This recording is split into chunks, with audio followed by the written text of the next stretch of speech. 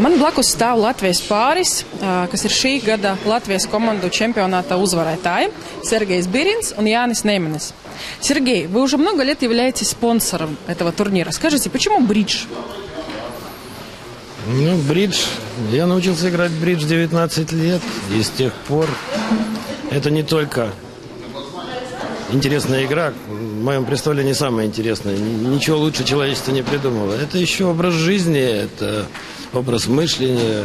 Ну, это вся моя жизнь. Почти 40 лет я играю. Ой, очень много. Скажите, а вы могли бы сравнить, какой бридж был тогда и какой сейчас?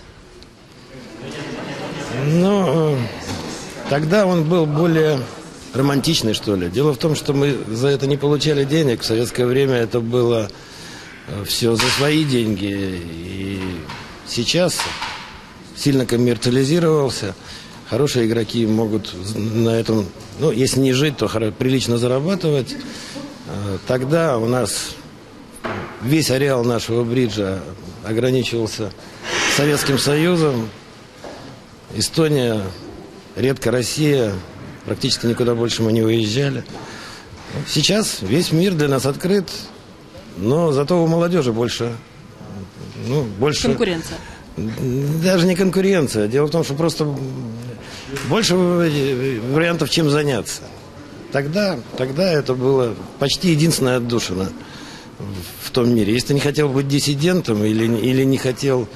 а нужна была какая-то интеллектуальная тусовка, как сейчас говорят, компания, то вот бридж это была для меня единственная вещь, где... Вы могли самореализоваться. Ну, да, самореализоваться, наверное, да. Spasiba. Jāni, tu esi liels bridža fanāts, un īstenībā esi slavens par saviem kreatīviem lēmumiem.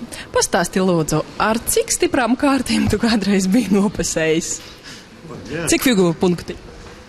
Es pat nezinu. To būs jums Brunis, viņš vēl liekas labāk atcerās. Man liekas, kā 20 bija. Vai tad ar tādām nepietiek gēmam no rokas? Nē, nepietiek pārāk maz. Skaidrs, paldies, bet es domāju, ka tāda lēma tieši palīdz dažreiz sasniegt labus rezultātus, vai ne? Paldies jums un veiksmi turnīrā!